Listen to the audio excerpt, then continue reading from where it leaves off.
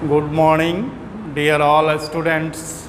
Now today we are going to study about the same lesson, direct or indirect speech, rule number 4. That is universal truth. Now we have a question. What is universal truth? It is clear by its name that there will be some of the sentences which is true in all over the world, that is called universal truth. यानी आप अच्छी तरह ये जान लो, ये जो universal truth हमने यहाँ पे यूज किया, यूनिवर्स का अर्थ क्या होता है? What is the meaning of universe? पूरा ब्रह्मांड, यानी ऑल ओवर वर्ल्ड, और ट्रूथ यानी सच्चाई। यानी बहुत सारे स्टेटमेंट आप वैसे देखोगे जो कि all over universe, all over world, आप कहीं भी चले जाओ, हर जगह उसको सच माना गया है। फॉर एग्ज़ाम्पल हम लेते हैं 2 + 2 = 4। अब ऐसा नहीं कि हम लोग इंडियंस 2 + 2 = 4 पढ़ते हैं तो अमेरिकन या फिर अदर कंट्रीज़ के लोग 2 + 2 = 7 पढ़ते हैं, 5 पढ़ते हैं, ऐसा नहीं। तो डेट इज़ यूनिवर्सल ट्रूथ। यही देखो यहाँ पे एक लिखा हुआ है, स्टेटमेंट है 2 + 2 = 4, यानी 2 और 2 को जब भी हम ऐड करेंगे तो रिजल्ट हमारा क्या होगा? 4 ही होगा। उसी तरह the sun rises in the east and sets in the west, यानी कि सूरज पूरब में उगता है और उसी तरह पश्चिम में वो अस्त होता है। और ये यहाँ ही नहीं, सिर्फ इंडिया में ही नहीं, बल्कि ऑल ओवर वर्ल्ड आप कहीं चले जाइए, हर जगह सूरज पूरब में ही उदय होगा और पश्चिम में ही अस्त होगा। तो इस तरह के बहुत सारे स्टेटमेंट है। जितने भी आप प्रोवर्ब्स पढ़ते हो, जैसे honesty is the best policy. अब ऐसा नहीं है कि अदर कंट्री में ऑनेस्टी बदल के डिसऑनेस्टी हो जाएगी, वैसा नहीं होता। तो ये सब, जैसे द अर्थ इज़ राउंड, ऐसा नहीं है कि अदर कंट्रीज़ के लोग पढ़ते हैं कि earth is in other shape, no, that is not possible. तो बोथ ये all statements they are known as universal truth. इसी को हम लोग यूनिवर्सल ट्रूथ के नाम से जानते हैं। यहाँ पे एक लाइन में हमने इसका डिफिनेशन भी ऐड किया।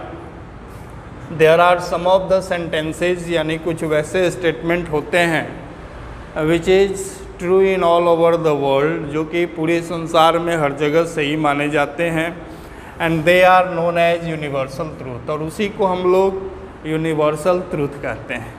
हालांकि जब हम डायरेक्ट और इनडायरेक्ट स्पीच की बात करते हैं तो ये उसमें एक एक्सेप्शनल केस में आता है। वो इसलिए कि इसमें बहुत सारी चेंजिंग आपको नहीं करनी है। एक शब्दों में आप ये भी कह सकते हो कि डायरेक्ट और इनडायरेक्ट स्पीच का अगर सबसे इजी कोई पार्ट है बनाने के लिए तो वो है हमारा यूनिवर्सल ट्रूथ, क्योंकि इसमें आपको बहुत सारी चीज़ें चेंज करने की ज़रूरत नहीं है। Now we have 2 example. The first one, he said to me 2 + 2 = 4, and the second, the teacher said the sun rises in the east and sets in the west, and both the statements they are used in direct speech. And here we have required to change the given statement into indirect speech. For this we have given some rules. That is not too difficult, it is so easy. You can understand it very easily. How to change, यानी हम लोग अब इस statement को कैसे change करेंगे।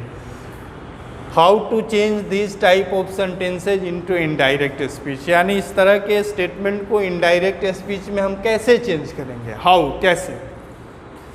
For this type of sentences when we change them into indirect form of narration, यानी इस तरह के कोई भी स्टेटमेंट को, सबसे पहले तो आपके लिए ये ज़रूरी है कि इस तरह के सेंटेंस की आप पहचान करें। आपको अगर लगता है कि ये हमारा यूनिवर्सल ट्रूथ है तभी आप इस रूल को यूज़ करें, अदरवाइज़ वहाँ पे आप गलती कर सकते हो।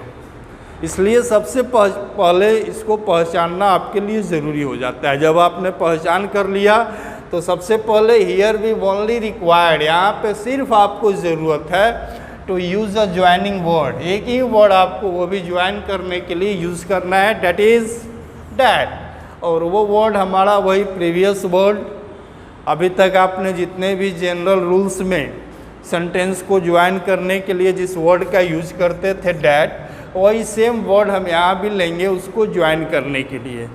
एंड हियर कॉमा और इन्वर्टेड कॉमा, ये तो जैसा कि आप शुरू से ही देखते चले आ रहे हो, when we are going to change the sentences from direct to indirect, on that condition in indirect speech comma and inverted comma both are always removed, and now here we also remove comma and inverted comma. And then here generally we do not use change of person, change of tense or change of words.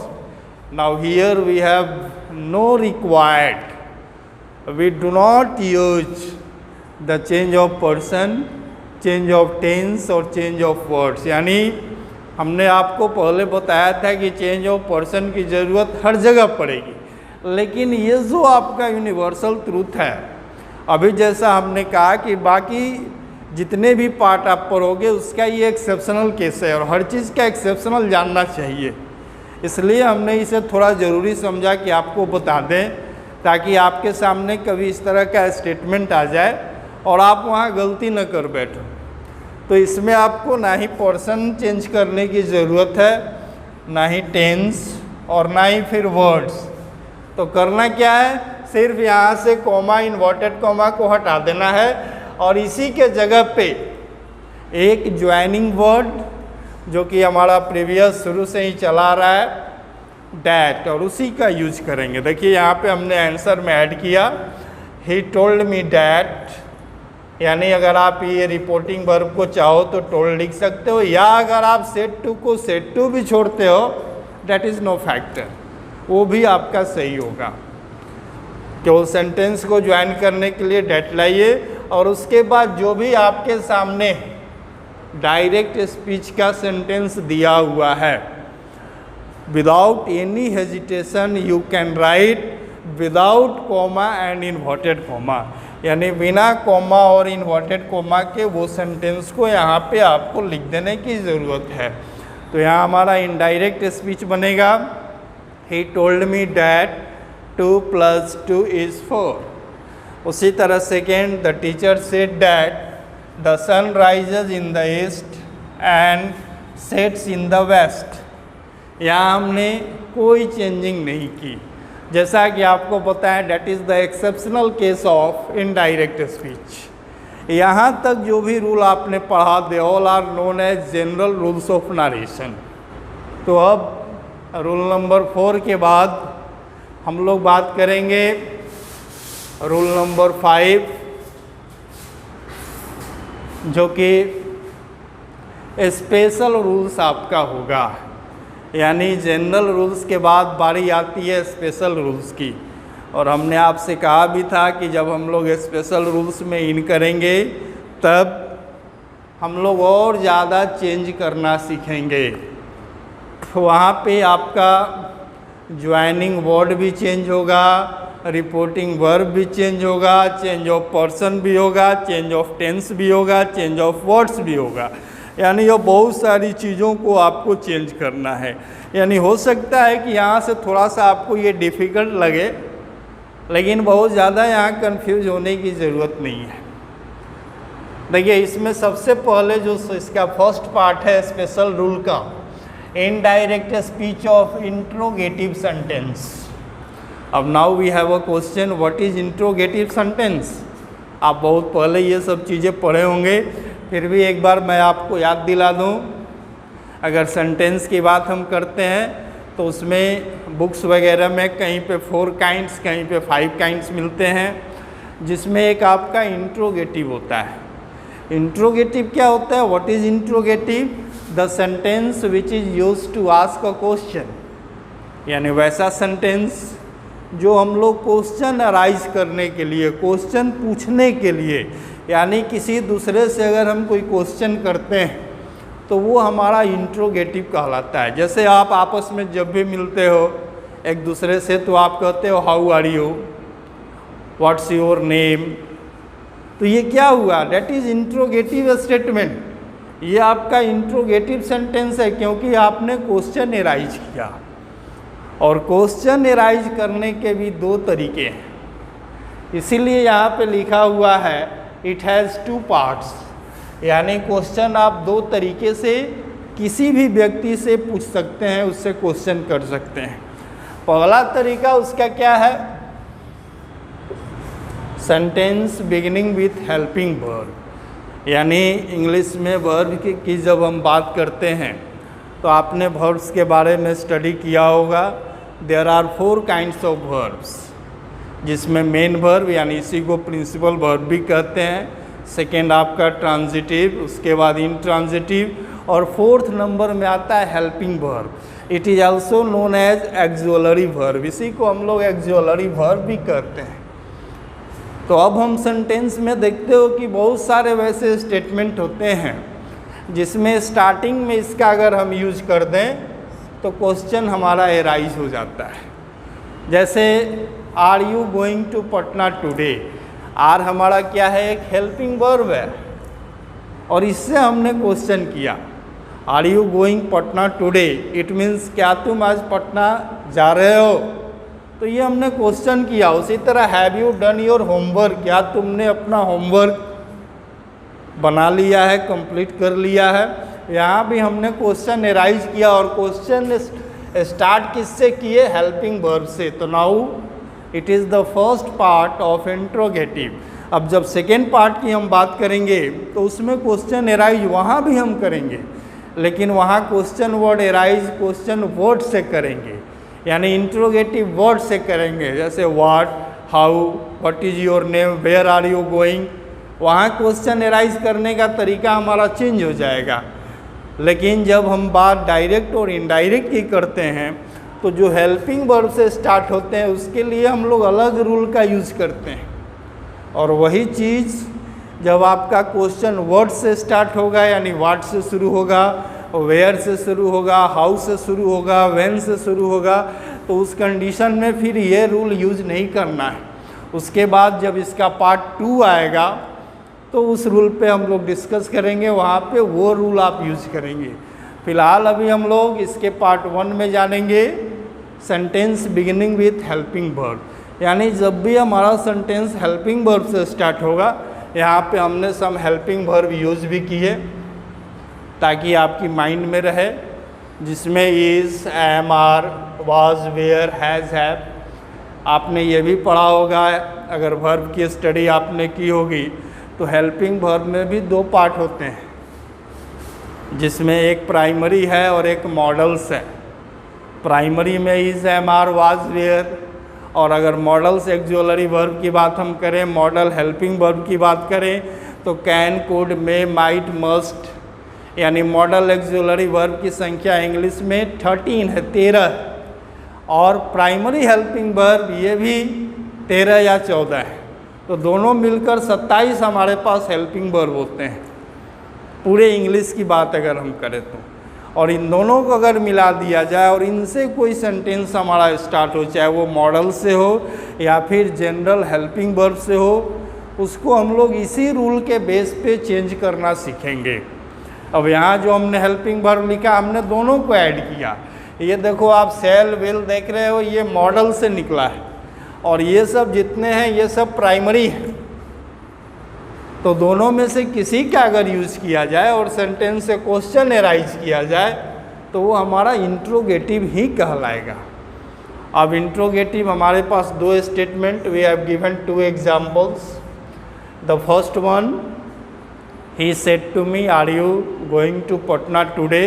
And now the second, my mother said to me, have you done your homework? Both are given in direct speech, and now here we have required to change the given statement into indirect speech, and for this we have some rules. अब इसको बनाने के लिए कुछ rules हमारे पास हैं। अब इस रूल के तहत हम इसको चेंज करना सीखेंगे। हालांकि थोड़ी सी डिफ़िकल्ट तो ज़रूर होगी, चेंजिंग आएगी, क्योंकि जो आपने जनरल रूल्स में पढ़ा उससे ये थोड़ा डिफर है, थोड़ा अलग है। कि वैसे भी इसका नाम स्पेशल रूल्स में लिया जाता है। तो जाहिर सी बात है, कोई भी चीज़ जनरल हो और फिर वो स्पेशल हो जाए, तो स्पेशल जब भी होती है वो खास हो जाती है। तो देखिए ज़रा ये कैसे चेंज होगा, how to change this type of sentences into indirect form of narration into indirect speech. That is very easy, बहुत आसान है ये, आप इसको ईजिली चेंज कर सकते हो। कैसे? For this type of sentences, इस तरह के सेंटेंस को when we change them into indirect form of narration, जब भी हम लोग इनडायरेक्ट स्पीच में चेंज करना शुरू करते हैं, it's our first duty. It means at first we change reporting verb, यानी सबसे पहले हमें रिपोर्टिंग वर्ब को भी यहाँ चेंज करना होगा। And what is reporting verb? Said to. You have already studied about the reported speech and reporting verb. And now in the given statement said to, that is reporting verb. तो सबसे पहले हमें reporting verb को change करना होगा। And reporting verb said into asked, यानी ये said to यहाँ से हटेगा और इसके जगह पे हम क्या लेंगे? आस्क्ड लेंगे। अगर मान लो ये प्रेजेंट में रहता, सीज रहता, तो फिर हम आस्ट को भी प्रेजेंट में कर देते, आस्क कर देते। अगर ये फ्यूचर में रहता, विल से, तो वहाँ भी हम विल आस्क कर देंगे। लेकिन जनरली 99% आपको यही मान के चलना है कि ये हमेशा पास्ट में रहेगा, क्योंकि पास्ट में रहने पर ही, जैसा हम पहले भी बता चुके हैं, कि जब तक ये पास्ट में नहीं होगा बहुत सारे रूल्स यूज नहीं होते हैं। तो ये हमारा पे सेंटेंस आप देख रहे हो, said to, that is given in past tense. और सेड टू को सबसे पहले अकॉर्डिंग टू रूल हम किस में चेंज करेंगे? आस्ट में। तो यहाँ पे हम लिख सकते हैं हे, सेड टू को हटाएंगे, हे आस्क्ड, उसके बाद मी। टू को भी हटा देना है, गलती से टू को नहीं रखना है। उसी तरह अगर सेकेंड सेंटेंस की बात करें, माई मदर, सेड टू को हटाएंगे, इसके जगह पे आस्क्ड मी। अब हमने रिपोर्टिंग वर्ब को चेंज कर लिया। अब मेन चेंजिंग हमारी आती है रिपोर्टेड स्पीच, यानी यहाँ से सेंटेंस में अब हम आगे कैसे बढ़ेंगे। देखिए उसके बाद वापस हम रूल पे आते हैं। Sentence is simply joined with if. अब ज़रा आप याद करो, जनरल रूल्स में अभी तक जितने भी सेंटेंस को हमने ज्वाइन किया, किससे ज्वाइन किया? डैट से ज्वाइन किया। लेकिन स्पेशल जहाँ शुरू हुआ वर्ड बदलना शुरू हो गया, यानी इंट्रोगेटिव जब भी दिया रहे, और इंट्रोगेटिव में खासकर जब हेल्पिंग वर्ब से सेंटेंस हमारा स्टार्ट हो, on that situation we always use if for join the statement. यानी उस तरह के सिचुएशन में हमेशा हम लोग सेंटेंस को ज्वाइन करने के लिए इफ़ का यूज करेंगे। तो अब हम यहाँ पे इजली इफ़ ले सकते हैं, यानी जब सेंटेंस को ज्वाइन करेंगे तो इफ़ यूज करेंगे, या इसके जगह पे वेदर वर्ड भी यूज किया जाता है। आप एक ही वर्ड को याद रखो, बहुत सारे वर्ड्स आपके माइंड में ऑलवेज रहने वाले नहीं, आप अपनी एबिलिटी खुद समझते हो। एक वर्ड याद रखो, अगर कहीं बुक में आपको वेदर मिल गया तो उससे कंफ्यूज होने की ज़रूरत नहीं है, बोथ आर सेम। चाहे आप इफ़ से ज्वाइन करो या फिर वेदर से ज्वाइन करो, बोथ आर सेम। तो हमने एक छोटा वर्ड आपके लिए लिया इफ़, इससे अब सेंटेंस को ज्वाइन कर देना है। अब आगे बढ़ते हैं, हमारे पास सेंटेंस है are you going to Patna today. अब आपके माइंड में आ रहा होगा कि सेंटेंस अगर हमारा इंट्रोगेटिव में है तो क्या हम उसका जब इनडायरेक्ट स्पीच करेंगे तो क्या वो इंट्रोगेटिव में ही रह जाएगा? तो नहीं, ऐसा बिल्कुल नहीं है। अब वो सेंटेंस आपका इंट्रोगेटिव चेंज हो जाएगा, वो असर्टिव में चला आएगा, यानी अब क्वेश्चन एराइज करने की ज़रूरत नहीं है। और इसीलिए यहाँ पे देखिए, अब रूल पे जब हम आगे बढ़ते हैं तो सबसे पहले comma, inverted comma, both are removed, उन दोनों को हटा देंगे। वो आपको पता है, क्योंकि शुरू से हम लोग जब भी इनडायरेक्ट स्पीच की बात करते हैं तो कॉमा, इन्वर्टेड कॉमा को नहीं रखते हैं। तो ये जब हट गया, उसके बाद then here at first we take subject. अब बारी आती है सब्जेक्ट की, एंड विथ हेल्पिंग वर्ब, और साथ में हेल्पिंग वर्ब। हमारा सेंटेंस में पहले हेल्पिंग वर्ब है, उसके बाद सब्जेक्ट है, लेकिन जब इनडायरेक्ट स्पीच करेंगे तो पहले हम क्या लेंगे, सब्जेक्ट, और उसके बाद क्या लेंगे, हेल्पिंग वर्ब। और वो भी कैसे, according to the general rules of narration, यानी नारेशन के जनरल रूल्स के हिसाब से ही यूज करेंगे। और जनरल रूल्स आपको पता है, change of person, change of tense, change of words.